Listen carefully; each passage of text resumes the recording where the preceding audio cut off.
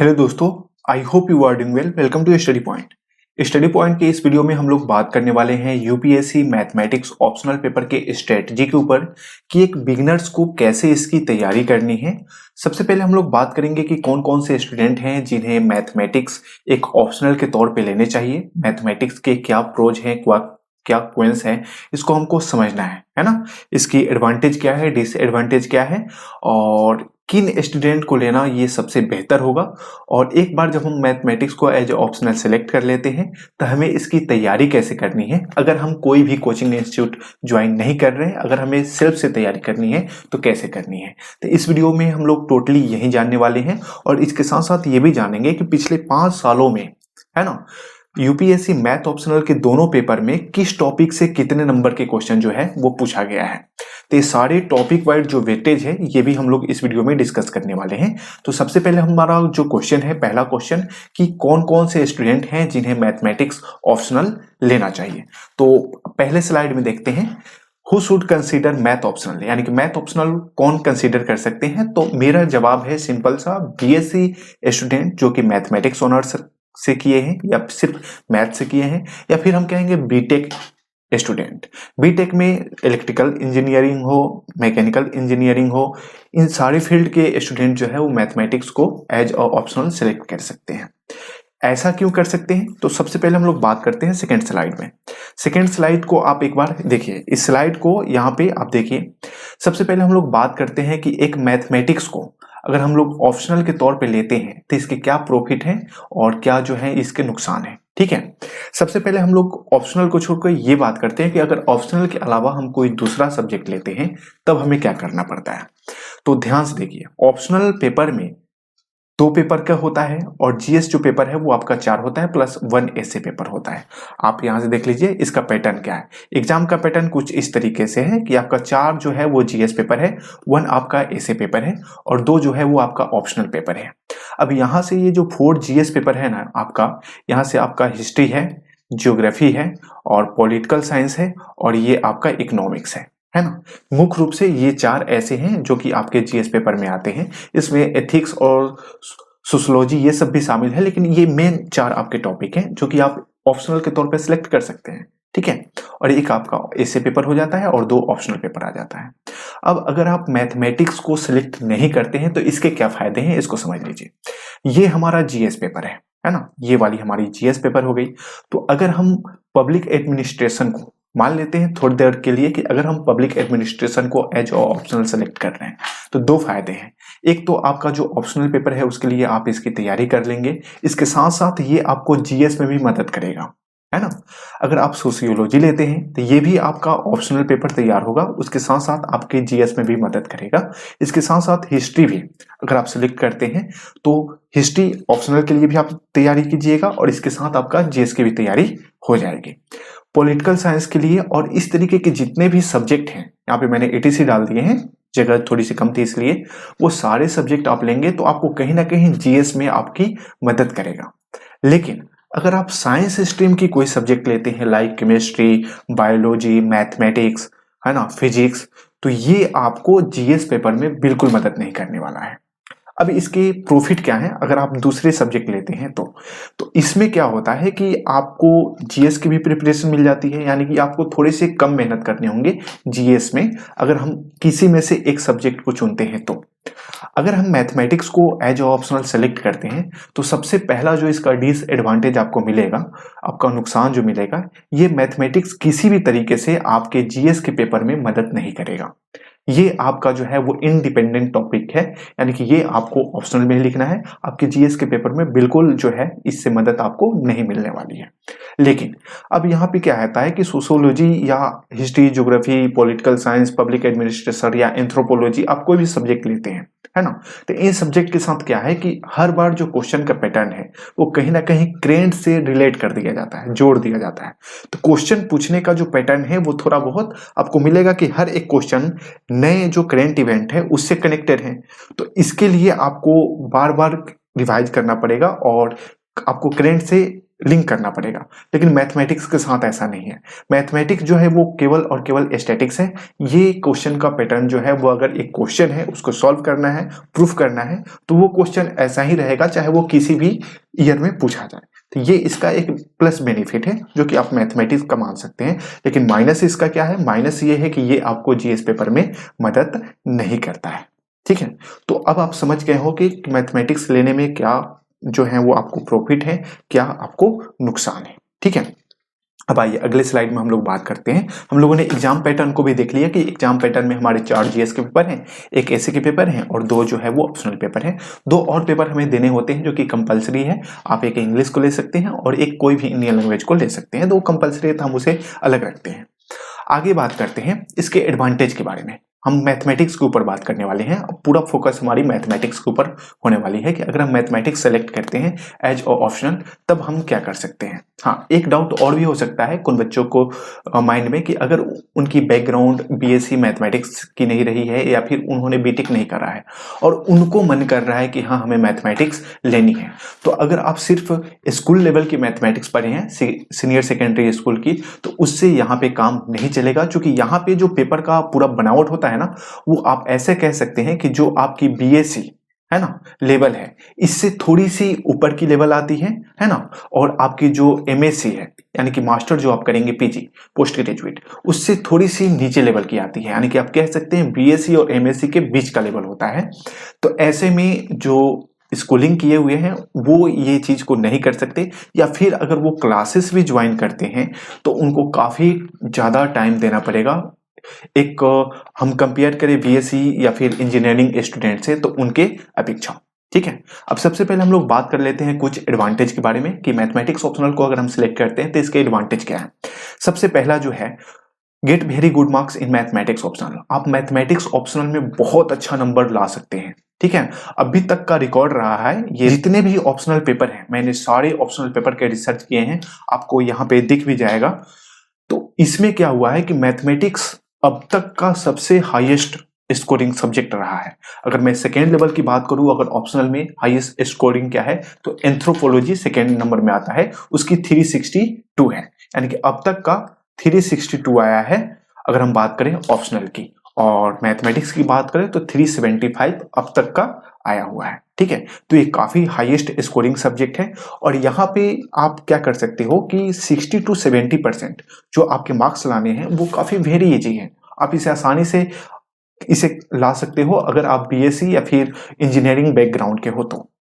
अब हम यहाँ पे बात करते हैं, अगर यहाँ पे क्या है कि आप थोड़ी सी ज्यादा मेहनत करते हो तो आपको रिजल्ट भी क्या आता है, काफी ज्यादा आता है। यानी कि आप ऐसे कर सकते हो कि इसकी जो सक्सेस रेट है मैथमेटिक्स ऑप्शनल की, अगर हम दूसरे ऑप्शनल से कंपेयर करें तो काफी अच्छा है, काफी बेटर है।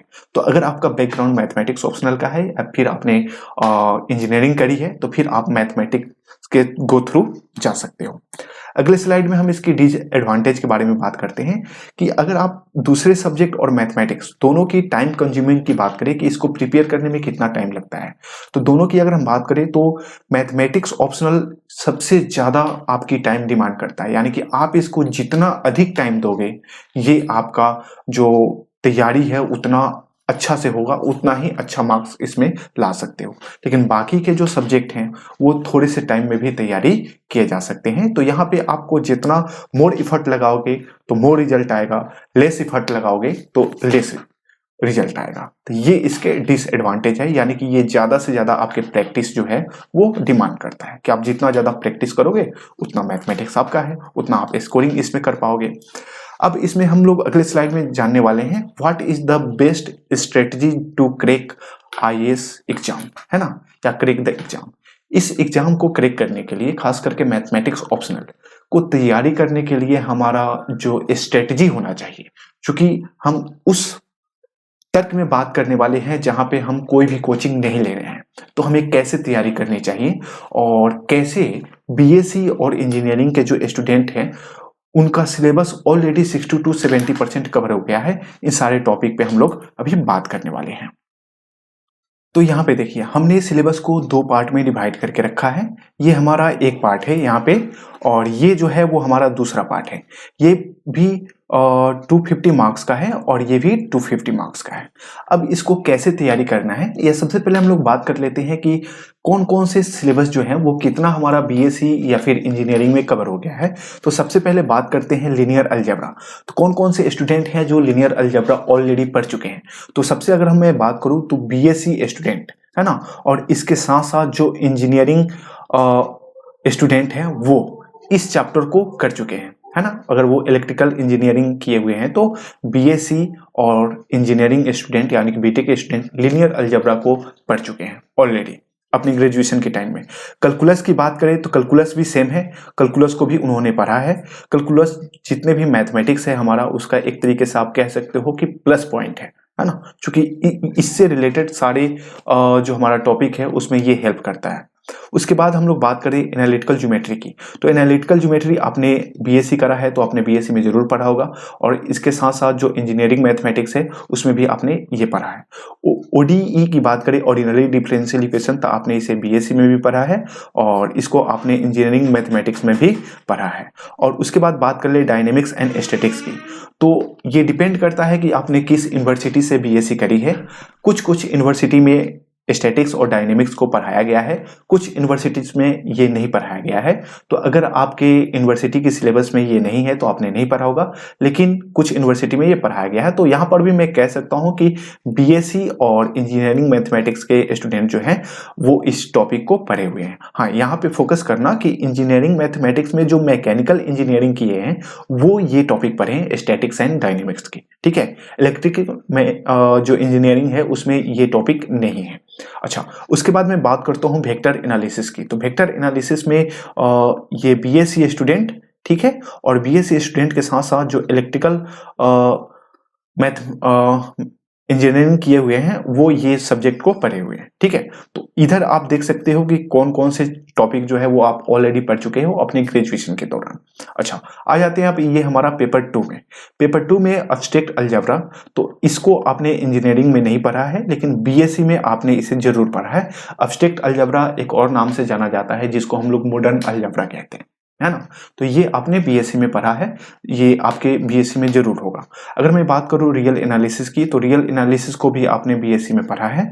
अच्छा, उसके बाद मैं बात करूं कम्प्लेक्स एनालिसिस की। तो कम्प्लेक्स एनालिसिस बहुत सारे बीएससी के सिलेबस में नहीं है, लेकिन ये आपके जो इंजीनियरिंग मैथमेटिक्स है उसमें है, उसमें आपको जरूर पढ़ा होगा। अब मैं यहाँ पे बात करता हूँ जो हमारा लीनियर प्रॉब्लम प्रोग्रामिंग है, यानी शॉर्ट में हम लीनियर प्रोग्रामिंग कहते हैं।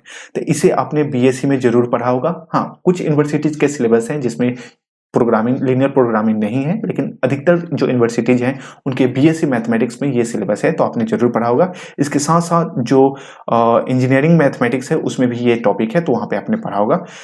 पीडी जो है वो ओडी का ही नेक्स्ट पार्ट है, तो ये भी आपने जरूर पढ़ा होगा बीएससी में भी और इंजीनियरिंग मैथमेटिक्स में भी, ठीक है। अब उसके बाद आता है न्यूमेरिकल मेथड एंड, या फिर हम न्यूमेरिकल एनालिसिस भी कहते हैं, numerical analysis and computer programming. तो ये तो जो चीजें हैं, ध्यान देना कि ये बहुत सारे जो बीएससी के सिलेबस हैं उसमें ये नहीं है, कुछ में ऑप्शनल है। तो हो सकता है कुछ बच्चे इसको पढ़े हो, कुछ बच्चे इसको पढ़े नहीं हो, तो आप इसको स्टार पॉइंट बना लो और इसको नोटिस कर लेना। इंजीनियरिंग मैथमेटिक्स में भी ये नहीं है। अच्छा, अब मैं बात करता हूँ मैकेनिक्स एंड फ्लूइड डायनेमिक्स की। तो ये जो है वो इंजीनियरिंग मैथमेटिक्स बैकग्राउंड में आता है, बीएससी में नहीं आता है। और ध्यान देना, बीएससी में भी जो सिविल जो मैकेनिक्स है उनके सिलेबस में आता है, ठीक है। तो ये आपने देखा कि कौन कौन से टॉपिक जो है वो आप बीएससी में कवर कर रहे हो, कौन कौन से टॉपिक जो है वो आप इंजीनियरिंग मैथमेटिक्स में कवर कर रहे हो, ठीक है। तो आपने तो ये समझ लिया। तो अगर आप देख लो बीएससी करके आए हो या फिर आपने बीटेक करके आए हो, तो यहाँ पे करीब करीब आप कह सकते हो कि 70% टू 90%, 70% टू 90% जो है वो आपका सिलेबस ऑलरेडी कंप्लीट हो गया है। कब? आपके बीएससी और इंजीनियरिंग मैथमेटिक्स में आपने ऑलरेडी इसको डन कर दिया है, ठीक है। अगर आप बीएससी या फिर इंजीनियरिंग बैकग्राउंड से हो तब, ठीक है। अब आगे क्या करना है इसको देखते हैं। चलो, अब बात कर लेते हैं कि किस ईयर में किस टॉपिक से कितना क्वेश्चन आया है। तो ये मैंने एक्सेल में कुछ डेटा तैयार किए हैं, तो यहाँ से मैं आपको दिखा दूं कि किस में कितना आया हुआ है। तो अब आप यहाँ से देख सकते हो, ठीक है। ये मैं थोड़ी सी, 1 मिनट रुक जाओ, ये पेन के अंदर पेन सेलेक्ट कर लो। चलो ठीक है, ये टॉपिक नेम है पर ईयर के हिसाब से, ठीक है। और यहाँ पे जो है वो 2015 है, 16 है, 17 है, 18 है, 19 है और यहाँ पे इसका पूरा एवरेज है किस टॉपिक से किस साल में कितने नंबर के क्वेश्चन जो है वो आपके आए हैं। तो सबसे पहले बात करते हैं ओडीई, जो कि वेरी इंपॉर्टेंट है अगर हम ऑप्शनल को देखते हो माइंड में रख के। तो ओडीई से केवल देखो 2015 में 70 नंबर के आए हैं, 2016 में 70, 17 में 87 और 18 में सबसे ज्यादा आया है अब तक का 106 नंबर केवल ओडीई से आया है। और यहाँ पे 70 नंबर आए हैं 2019 में और एवरेज देखोगे तो 80.6 हो जाता है। सेकेंड नंबर की बात करूं कैलकुलस को, जिसको बहुत इंपॉर्टेंट टॉपिक माना जाता है इस सारे मैथमेटिक्स के जितने भी चैप्टर हैं सभी के लिए। क्यों, उसको मैं अगले स्लाइड में डील करूंगा। इसमें देखो ये 2015 में 93 नंबर आया है और ये 16 में 75 आया है। अगर मैं 17 की बात करूं तो ये 60 है, 18 की बात करूं तो 95 आया है और फिर 19 में ये 70 आया है। एवरेज जो है वो 78.6 है। उसके बाद numerical analysis and computer programming की बात करूं तो ये थोड़ा सा इजी टॉपिक है और इससे 2015 में 45 नंबर आया है, 16 में 60 आया है, 17 में 75 आया है, 18 में ये 75 आया है और 19 में ये 90 आया है। एवरेज जो है वो 69 है। अब भाई उसके बाद बात करूं मैकेनिक्स एंड फ्लूइड डायनेमिक्स। अभी इसको देखना, यहाँ पे थोड़ी सी जो है वो फंडा है। क्यों, यहाँ पे देखो 15 में 65 आया है, 16 में 17 आया है, 17 में 50 आया है और यहाँ पे देखो ये 18 में जो है वो भी 50 आया है, 19 में 80 आया है। तो ये भी लगभग ठीक ठाक आया है, 63 आया है एवरेज इसका। और यहाँ से रियल एनालिसिस की मैं बात करूँ तो ये है आपका 15 में 55, 16 में 65, 17 में 65, 18 में 65 और यहाँ पर भी करीब करीब जो है वो आप देख सकते हो 65 ही है। तो एवरेज जो है वो इसका 63 है। अच्छा, इसके साथ देखना लीनियर अलजेब्रा के साथ क्या हुआ है। लीनियर अलजेब्रा आपके 15 में जो है वो 58 आया है, आप 16 में देख सकते हो 70 आया है, यहाँ पे देख सकते हो ये 17 में 70 है, 18 में जो है वो 45 है और यहाँ से 19 में देख सकते हो 70 है। एवरेज इसका 62.6 है। अच्छा, आप यहाँ से देखो डायनेमिक्स एंड स्टैटिक्स, ये आपके 15 में आया है 84, 16 में आया है 75 और इसमें 17 में आया है 60। यहाँ पे देखना 2018 में क्या हुआ है कि ये सबसे अपने निचले स्तर पे चला गया है, केवल 22 मार्क्स है ना आए हैं 2018 में। किस टॉपिक से, तो ये डायनेमिक्स एंड एस्थेटिक्स। और ध्यान देना कि ये एक रियर केस है, इसके बाद कभी भी इतना कम नहीं आया, उसके बाद से फिर से 70 आ गया है और फिर इसका जो एवरेज है वो 62.2 है। अगर आप इस एक ईयर का छोड़ दोगे अब बाकी 4 साल का एवरेज निकालते हो तो ये ज्यादा हो जाएगा। ठीक है, ध्यान देना कि यहाँ पे क्यों कम हुआ है, क्योंकि इस वाले सेक्शन में देखो 2018 में क्या हुआ है कि ये जो ओडी है ये बढ़ के हो गया है 106, यहाँ पे कैलकुलस भी बढ़ के हो गया है 95। तो ये सब में मार्क्स बढ़ा है ना, तो ये आपका जो डायनेमिक्स एंड स्टैटिक्स है इसमें कम हो गया है। अच्छा, उसके बाद मैं बात कर दूं पीडीई की, तो ये 75 आया है 15 में, 16 में 70 और यहाँ पे जो 17 है उसमें 60, 18 में 60 और 19 में 45, टोटल 62 जो है वो इसका एवरेज है। यहाँ पे मैं बात करूँ एनालिटिकल ज्योमेट्री की, तो ये 49 जो है वो आपका 15 में आया है, 65 16 में आया है, 70 जो है वो 17 में आया है, उसके बाद 60 80 में आया है, फिर 60 जो है वो 90 में आया है और 60.8% इसका एवरेज है। अब मैं बात कर लेता हूँ वेक्टर एनालिसिस की, तो ये 46 आया 15 में, 45, 53, 72, 60 और जो इसका एवरेज है वो 55.2 है। कॉम्प्लेक्स एनालिसिस की बात करें तो ये 65 15 में, 16 में 45, 55 यहाँ पे 45 और एवरेज जो है वो 53। सबसे जो कम मार्क्स आए हैं वो आए हैं आपके लीनियर प्रोग्रामिंग और एब्स्ट्रैक्ट अलजेब्रा में। वो कैसे, लीनियर प्रोग्रामिंग में 45 है, 30 है, 60 है, 60 है और फिर से 2019 में 35 है। एवरेज जो है वो इसका 46 है और सबसे कम एवरेज है आपका 44। ये है आपका किसका, तो ये है आपका एब्स्ट्रैक्ट अलजेब्रा, जो कि मॉडर्न अलजेब्रा के नाम से भी जाना जाता है और ये भी माना जाता है कि ये काफी टफेस्ट टॉपिक है पूरे आपके सिलेबस का, है ना। तो इसका आप देख सकते हो कि ये 50 है, 35 है, 35 है, 35 है, लगातार 3 साल से 35 नंबर ही आ रहा है और 2019 में जो है वो 40 मार्क्स आया है। इस तरीके से इसका एवरेज कितना हो जाता है, 40 मार्क्स हो जाता है। तो इसका आपने देखा टोटल सिलेबस वाइज जो है वो कैसे किस ईयर में कितने मार्क्स का पूछा गया है। अब आप एक चीज समझ सकते हो कि इनमें कौन सा टॉपिक जो है वो आपके लिए ज्यादा इंपॉर्टेंट रखता है या ज्यादा मायने रखता है, किसको आपको तैयार करना चाहिए, किसमें थोड़ा सा कम तैयारी करना चाहिए, ये एक आइडिया आपको मिल गया होगा। ठीक है, तो आइए अब हम लोग अगले स्लाइड में बात करते हैं। तो एक बार आप यहाँ वीडियो को पॉज करके स्क्रीनशॉट ले सकते हो और इसको नोट कर सकते हो। ठीक है, अब हमारी स्ट्रेटेजी क्या होनी चाहिए, कैसे हमें प्रिपरेशन करना है। तो चूंकि हमने कोई कोचिंग क्लास ज्वाइन नहीं करनी है तो हमको सेल्फ से प्रिपरेशन करना है और मैं भी आपकी प्रिपरेशन कराऊंगा। तो यहाँ पे कैसे लेक्चर स्टार्ट होंगे या फिर आप कहीं पे भी लेक्चर नहीं रहे तो आप खुद से कैसे स्टार्ट करेंगे, ये मेरा पर्सनल सुझाव है, आप इसे फॉलो कर सकते हैं और ये बहुत अच्छा सजेशन है। सबसे पहले आपको टॉपिक वाइज प्रिपरेशन करना है, तो उसके लिए आपको क्या करना है, शुरुआत जो है वो लीनियर अलजेब्रा से करना है। याद करिए लीनियर अलजेब्रा जिसमें आपको मैट्रिक्स वगैरह के बारे में पढ़ने को मिलता है, तो ये काफ़ी इजी टॉपिक है और इससे आप शुरुआत कर सकते हैं। आपने देखा लीनियर अलजेब्रा से कितने नंबर के क्वेश्चन पूछे जाते हैं पूरे 5 साल में, आपने देखा, तो ये आपके लिए कितना इंपॉर्टेंट है ये आप देख सकते हैं। कैलकुलस जो कि ये भी एक इम्पॉर्टेंट टॉपिक है, क्योंकि यहाँ पे देखो लीनियर अलजेब्रा को इंडिपेंडेंट पढ़ा जा सकता है, कैलकुलस को इंडिपेंडेंट पढ़ा जा सकता है। इंडिपेंडेंट का मतलब ये किसी दूसरे टॉपिक से रिलेटेड नहीं है ना। एनालिटिकल ज्योमेट्री को आप पढ़ सकते हो खुद से, एब्स्ट्रैक्ट अलजेब्रा को पढ़ सकते हो, लीनियर प्रोग्रामिंग किसी से जो है वो डिपेंडेंट नहीं है। लेकिन इधर के जितने भी टॉपिक है ना, ये सारे कहीं ना कहीं ये आपके कैलकुलस से रिलेटेड है ना, कहीं ना कहीं लीनियर अलजेब्रा से रिलेटेड है। तो ये आपको ध्यान में रखना होगा। तो आपकी प्रिपरेशन ऐसी होनी चाहिए कि सबसे पहले आप लीनियर अलजेब्रा पढ़ें, फिर कैलकुलस पढ़ें, फिर एनालिटिकल ज्योमेट्री पढ़ें, फिर एब्स्ट्रैक्ट अलजेब्रा, फिर लीनियर प्रोग्रामिंग, है ना। उसके बाद आप यहाँ पे वेक्टर एनालिसिस पे आ जाओ। वेक्टर एनालिसिस को सॉल्व करने के बाद ध्यान रखना, यहाँ पे आप सॉल्व करो ओडीई। ओडीई को पढ़ने से पहले एक चीज याद रखना, कैलकुलस जरूर पढ़ लेना, क्योंकि कैलकुलस आपकी बहुत ज्यादा हेल्प करने वाला है ओडीई में, वेक्टर एनालिसिस में और पीडीई में। मैं कहूंगा कि ओडीई पढ़ने के बाद रिसेंटली आप पीडीई पढ़ो। ओडीई ऑर्डिनरी डिफरेंशियल इक्वेशन और पीडीई पार्शियल डिफरेंशियल इक्वेशन, है ना, ये आपकी बहुत ज्यादा मदद करेगी अगर दोनों को आप लगातार पढ़ रहे हो।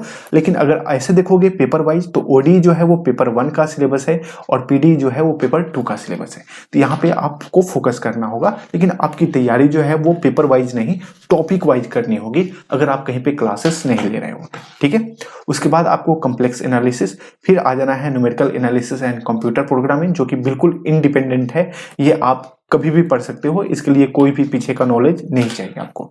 फिर है स्टैटिक्स एंड डायनेमिक्स, जो कि पूरा आप कह सकते हो एक तरीके से थ्योरी ही है, और सबसे जो टफेस्ट टॉपिक है आप कह सकते हो इसका, वो है मैकेनिक्स एंड फ्लूइड डायनेमिक्स। ये टफेस्ट मैं क्यों कह रहा हूं, तो आप देख रहे हो कि इसको जो है बीएससी में पढ़ाया ही नहीं गया है। तो जितने भी स्टूडेंट बीएससी बैकग्राउंड के हैं मैथमेटिक्स, वो ये नहीं पढ़े हैं, इससे वो बिल्कुल अनजान हैं, अपरिचित हैं। और जो इंजीनियरिंग किए हैं उसमें भी जो सिविल मैकेनिकल इंजीनियरिंग किए हैं वो इस टॉपिक से परिचित हैं, बाकी जो है वो परिचित नहीं है। तो ये टॉपिक जो है वो थोड़ा सा टफ हो जाता है, तो इसको लास्ट के लिए रखो। ठीक है, तो ये टोटल सजेशन था मेरा और ये वीडियो था पूरी स्ट्रेटेजी को लेकर। इस चैनल पर भी आपको वीडियो जो है वो रिसेंटली मिलने शुरू हो जाएंगे और स्टार्ट यहाँ पर भी लीनियर अलजेब्रा से ही होगा। तो मैं कहूँगा आप इसे आसानी से स्टार्ट कर सकते हो। तो अगर ये वीडियो आपको पसंद आया है तो एक लाइक कर दीजिएगा और चैनल के सब्सक्राइब कर दीजिएगा। आगे ढेर सारे आपको लेक्चर्स मिलने वाले हैं यूपीएससी मैथ ऑप्शनल के। तो एक और हमारा चैनल है स्टडी पॉइंट ब्लॉग्स, आपको इसके डिस्क्रिप्शन में मिल जाएगा, वहां से पढ़ाई से रिलेटेड ब्लॉग्स जो हैं वो आपको देखने को मिलेंगे। ठीक है, तो इस वीडियो को देखने के लिए आपका बहुत बहुत धन्यवाद। जय हिंद।